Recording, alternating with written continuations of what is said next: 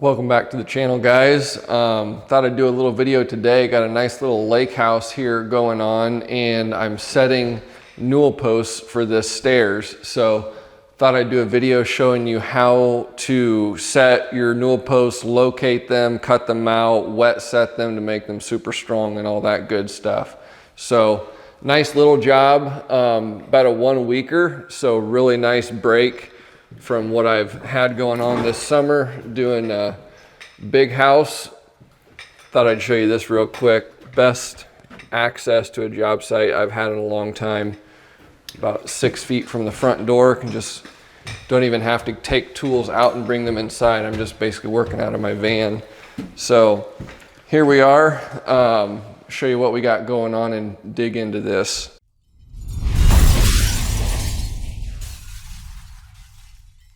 So first things first, for those of you who aren't familiar, I would put newel posts into two categories. You have solid newel posts and then you have box newel posts. And box newel posts are hollow on the inside, and that gives you a lot of versatility in the way that you can set them. I love box newel posts. I love setting them. They give you a lot of versatility in the things that you can do to make them really solid. A lot of you guys who follow me on Instagram know I'm a huge proponent of wet setting box newel posts, which is essentially using a ton of PL Premium on the inside of the post, which creates a concrete-like setting process for the newel so it's never gonna move. Then of course there are solid newel posts, which are typically not as wide, and to me they're just more difficult to set. So I'm always happy whenever I get box newel posts. This is, I believe, a 4091 is what most of you would know this style as. It's a really common newel post, and the base of it is 6 1/4 inches. That's my favorite size of box newel post because it allows me to slip the newel post over a standard 4 9/16 wall and still have about 7/8 of an inch on the outside of the wall, and that allows your skirt boards or baseboard to transition into your newel post really well. So a base wrap of 6 1/4 inches here lends itself really well to a good layout. I find it also works really well with stair end caps, false tread end caps. I've done videos on that. I'll try to link that up above, but that also is a size, this newel post is a size that works really well with false tread end caps as well. So a lot of guys have no idea where to start. It's very intimidating to do stair work, and it actually doesn't have to be. The main thing that you have to be able to do is see the bigger picture, and you've got to be able to look 10 steps ahead as to how all of your different pieces of trim are going to integrate into the entire stair process. So whenever you start laying out your newel posts and figuring out your location and your heights, there's a two-step process. The first thing you want to do is you need to lay out the newel post laterally, meaning on the horizontal plane. How far do I want this newel post to be located, this way or this way? That's going to be determined by the transition pieces with my skirt board, where the nosing of this tread is, things like that.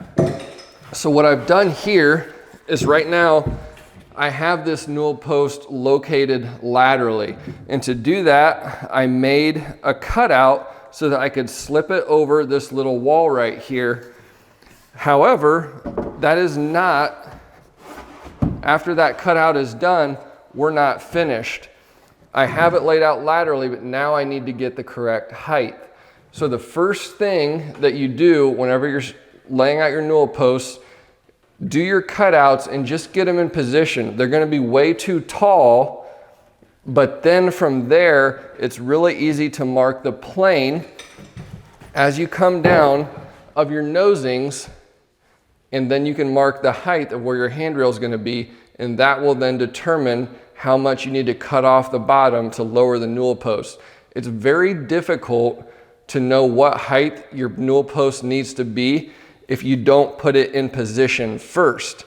But I can't put this post in position if I haven't made this cutout yet. At least it'll be really difficult. So that's how I do it. Some might disagree, but it's a two-step process. First, I make my cutout so that I can get it in the right lateral position, and then I'll mark it for height and basically just make the same cuts and take 4 or 5 inches, whatever that may be. So when it comes to determining your height, again, we want to be looking at the bigger picture. Now here I have a balcony handrail, and code for that in my area is going to be that the handrail, the top of the handrail needs to be a minimum of 36 inches above the finished floor. Now here, this is called a rake handrail. The code is going to be different for that. For that, the top of the handrail needs to be between 34 and 38 inches off of the plane that goes with the front edge of the tread nosing. So whenever I do this, I like to try to get my rake handrail and my balcony handrail to plane out as close as possible. And that's especially important with a newel post like this that has a neck molding here.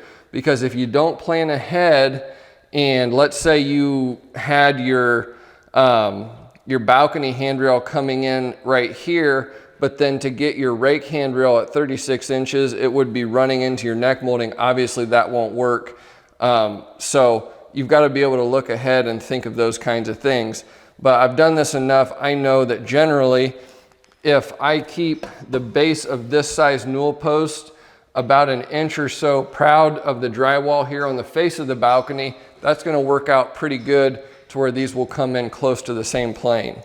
So I'm not going to get super in depth on the whole thought process of how I laid these out, because this has got some weird stuff going on here and I think it would get boring.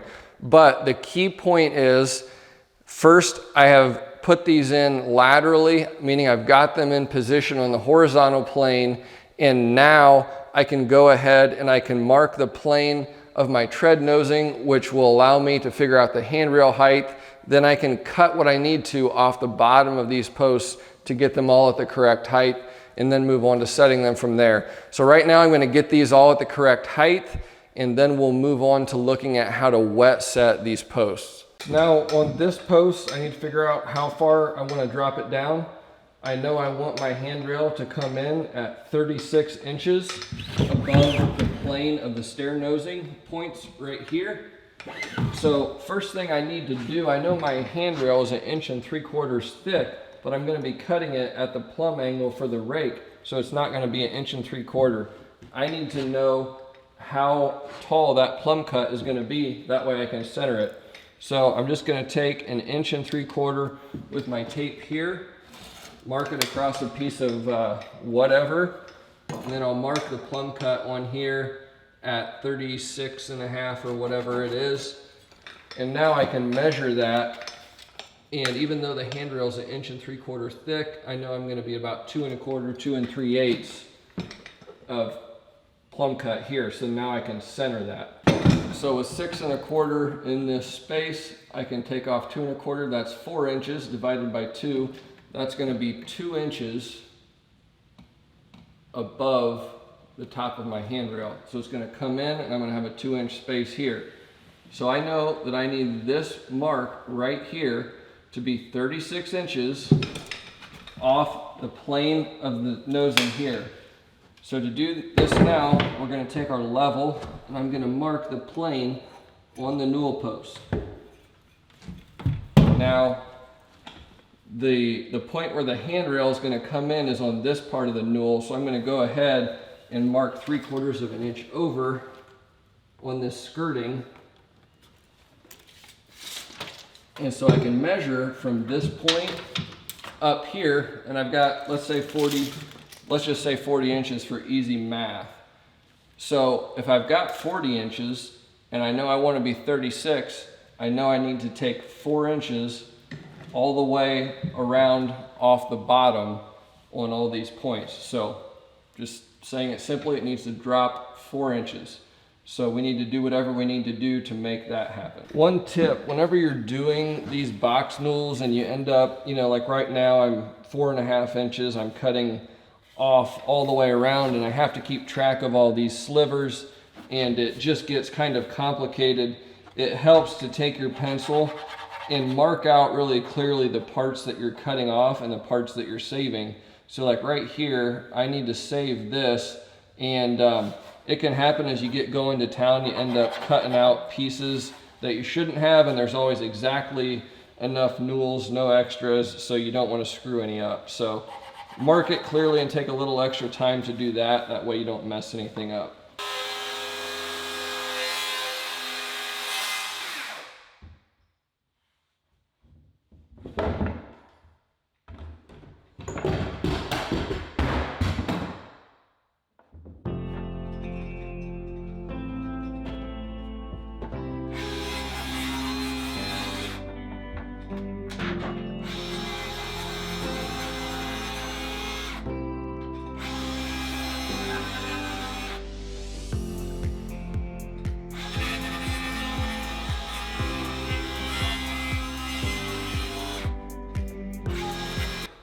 Now here's a pro tip for you.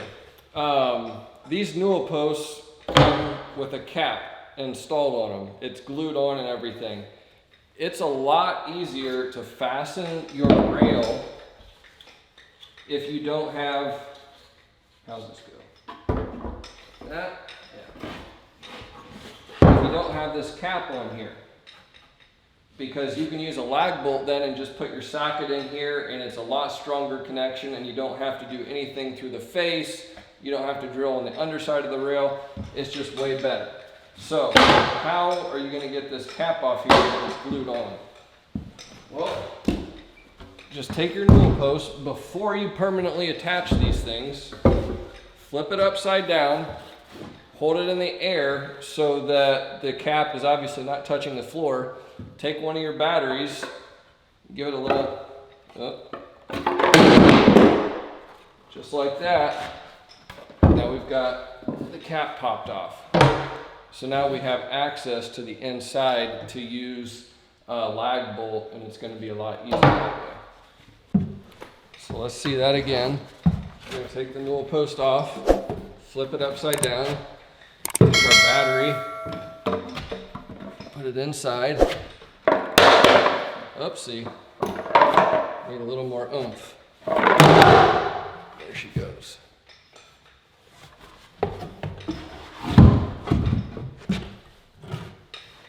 Next.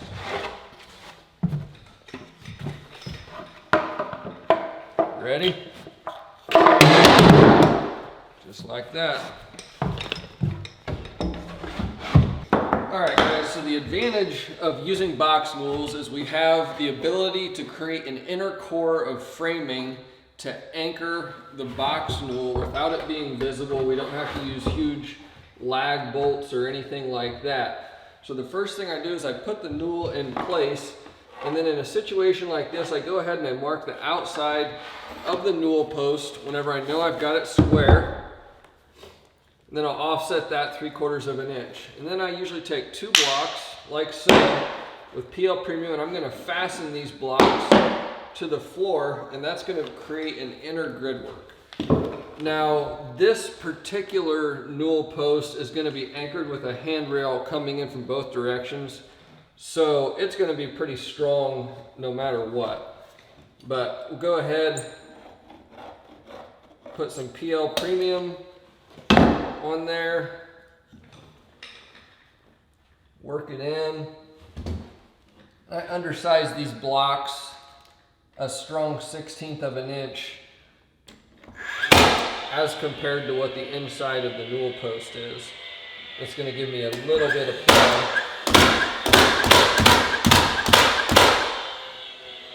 Get a little nail hefty there. Put some more PL Premium, and we'll reverse the grain direction so it's running perpendicular to the previous blocks.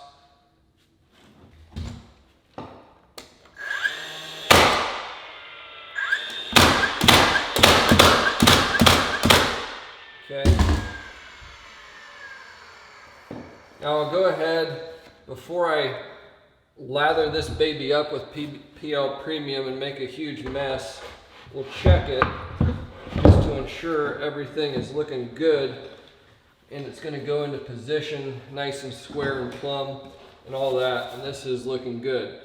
So we can go ahead and add our PL Premium. Now the secret to wet setting newel posts is to use a crap load of PL Premium.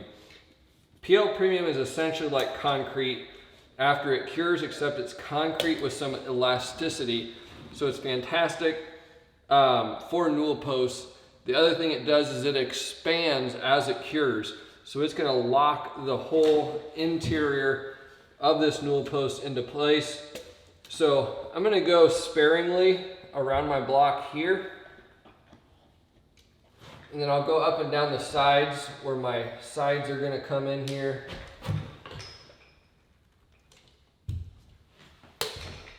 But the key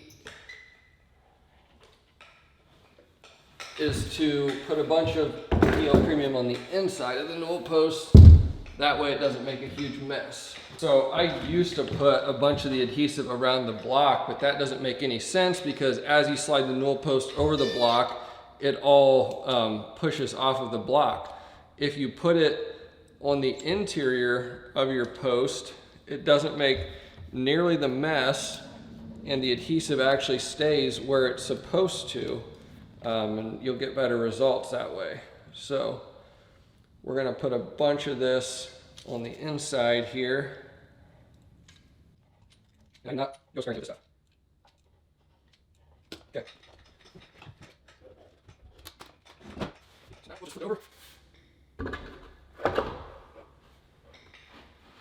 Slide this down right over the top. Get some good squeeze out there.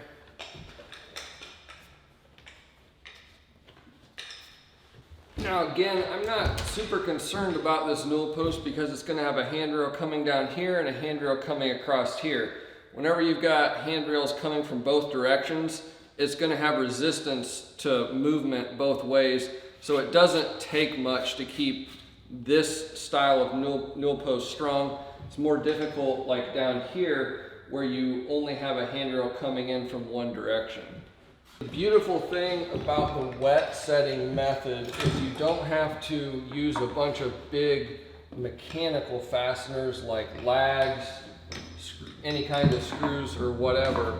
The adhesive on the inside is doing the work as it cures. So all you've really got to do is use nails to get it plumb and keep it plumb, and then it'll be just fine.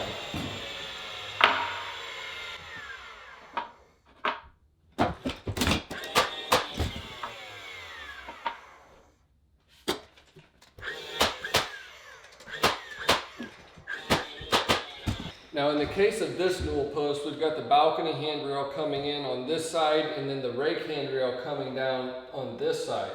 Now, that does not give any lateral support this way from the handrail, but the beauty of the box newel post is that it's wide enough to slide down both sides of the walls. So we've got this side overhanging this side of the wall, and then this piece here tucks down. And whenever you cover this with adhesive on the inside and then fasten through the sides here, that gives a lot of lateral support. So you take that versus, if you can imagine, a 4x4 solid post in this situation, it's just a lot easier to install a box newel. It makes it a lot easier. So before dropping this into place, you can see tons of PL Premium. I did put some interior blocking on here, and then yeah, it'll slide right over the top of that and lock in place just like wet concrete.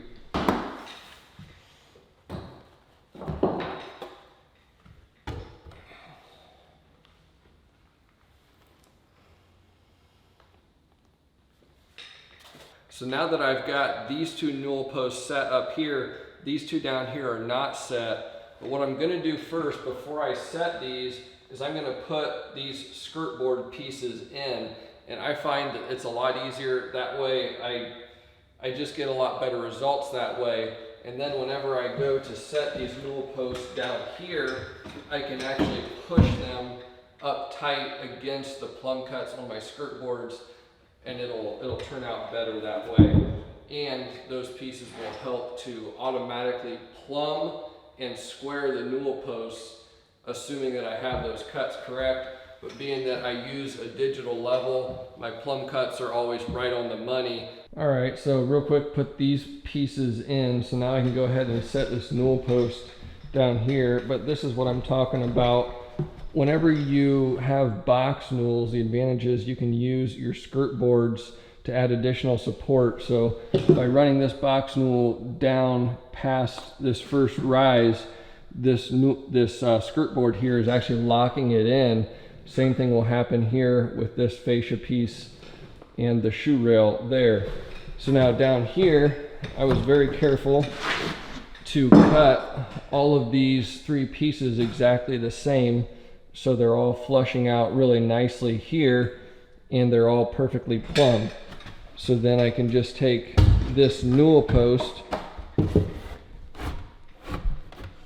can do this one-handed, but now you see there how I can push that newel post up against those pieces, and I can even put some adhesive in here, and that'll further give it strength. So it kind of works better to put these pieces in first before you set the newel post. Otherwise, it can be a lot of fussing to try and drop these pieces in. I just find this to be a lot easier. So this is fastened to this knee wall here. It's giving me a little bit extra strength that way. Then interior blocking around the base here, that's going to give strength laterally to prevent this from ever coming loose, you know, blah, blah, blah. Even put some PL on the end grain of the skirt boards here. Just certainly doesn't hurt. And then we've got this buttered up really nice on the inside, so that as this slides down over that wall, it's gonna get really good coverage all the way around. See if I can just do this one-handed here. I'm gonna try and stay away from the skirt board and then push it up against, just like that.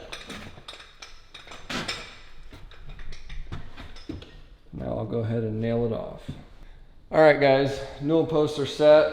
I don't really feel like working anymore, so I'm gonna go home. But these are already very solid. Gotta love smacking the newel post and just feeling that robustness. So hopefully you were able to pick up something in this video. I didn't have any other videos edited and uploaded in the archive for YouTube, so this is what I'm doing today. So this is what the video is going to be about. But box newels are great fun and pretty easy to install if you go about it the right way. They're also very solid.